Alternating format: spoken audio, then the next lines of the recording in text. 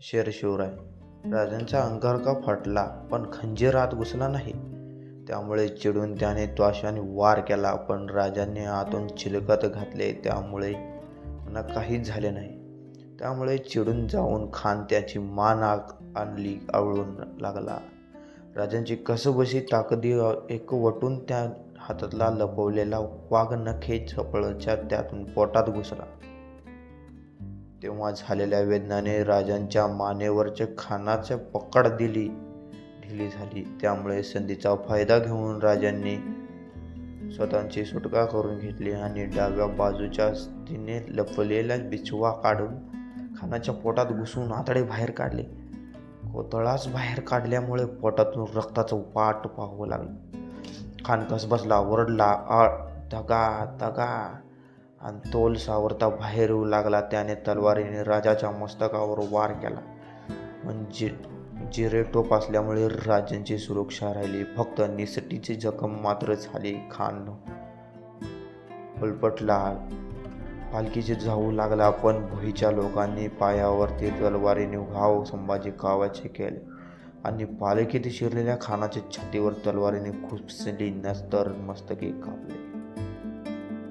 खानाचा आवाज ऐकून असलेल्या कृष्णाजी पंत, वकील पंतांनी धाव घेतली. झालेला प्रकार बघून कृष्णाजींनी तलवार काढून राजेंच्या हल्ल्यावर केलेला तो हल्ला राजांचा चुकवला व पंतांनी बाकीले दिलेले तलवारीने कृष्णावर वार केला. सामान्यातील गडबड ऐकून खानाचे रक्षक आत घुसला. तोच राजांच्या रक्षकाच्या आवडले.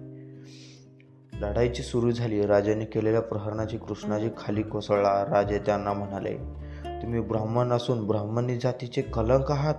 खऱ्या तर तुम्हाला ठार करायला हवे, पण ब्राह्मण हत्या करायची आमची इच्छा नाही. जा, जीवनदान दिले तुम्हाला पुन्हा स्वराज्याविरुद्ध घडसंत रचले तर मस्तक धडावर राहणार नाही.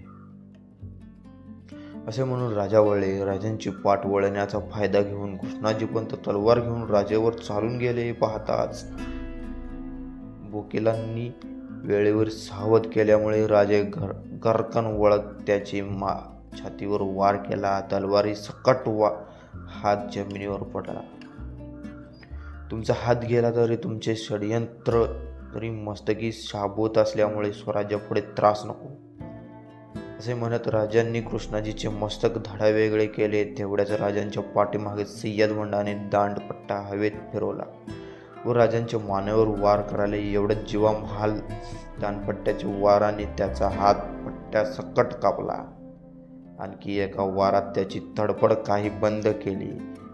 जीवाची पाठ थोपडून राजा म्हणाले, चला लवकर गडावर, तोफेचा इशारा द्यायला हवा. जीवा महालाचे सुरक्षित राजे गडावर पोहोचले. राजांच्या अंगरक्षकावर तोवर खानाचा अंगरक्षकांचा साफया केला होता. खानाचे सेवक त्याचे पार्थिव पालखीत घालून नेत असताना संभाजी काव्याचे खानाचे मस्तक कापून नस्तरी राजगडी मातोश्री पाहताच आणि तोफेचा इशारा होताच पूर्वनियोजनानुसार जावळीचे लपलेले मावळे खानाच्या सेनेवर आक्रमण केले. महाबलाढ्या खानाच्या वधाने मराठ्याचा आत्मविश्वास दुणावले. राजानेही तेवढाच समाधान न मानता चढाईचे धोरण आखले. पायीला खानाच्या छावणीत असलेल्या विश्वासावर प्रभूंच्या नेतृत्वाखाली बहिर्जी पथकांच्या हेरणी छावणी उद्ध्वस्त केली.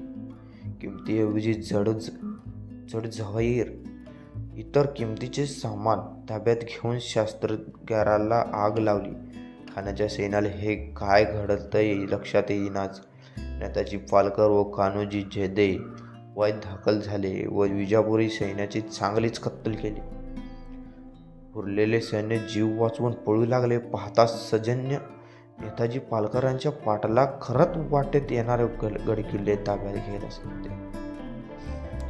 शिवाजीराजांचे हे वाईत आले आणि आक्रमण पवित्रता घेण्यासाठी आदेश दिला. खानाच्या जाण्याचे धास्तवलेले आदिलशहा बादशहा सावरण्यास अवधी न देता तुफानी घोडदौड करत राजांनी खटाव, मानणी, रामपूर, केलेढणे, वाळणे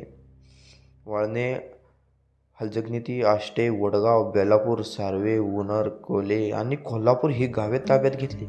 खाण्याने बळकावलेले सर्व मुलुक एका दिवसात मोकळा केला. तिकडे नेताजी नेतृत्वाखाली मराठी फौजेने कृष्णेचे काठावर पुढे पुढे जात पराक्रम गाजवले. त्यांनी सैनिकांना तुकड्यांमध्ये विभागून मराठी सैन्याचे बेरगाव, कवठे, कुंडल, मालगाव, घोगाव, सत्तेकी, राड ही ठिकाणे कजीब केली. कोल्हापूर ताब्यात आल्याबरोबर 2 दिवसात आज राजांनी पन्हाळा घेतला. या दिवशी देखील नेताजी मिरज, गोकाव, दोदवाड, मुरवड, धारवाड, गडी, खुर्द, सांगवी मधील हुरे, कडगाव, हळदी ही किनी, आरव, तेलंगसर, अशोक, कपळसर, आदकी, तिकडे याशिवाय सातारा, चंदगड, वंदगड, विशालगड, पालगड, रानगडा, प्रसिद्ध विभाग, परगड किल्ले मराठ्यांनी स्वराज्यात जोडले. राजांची इतकी घोडदौड बघून आदिलशहाचे दावे चांगलेच दणावले.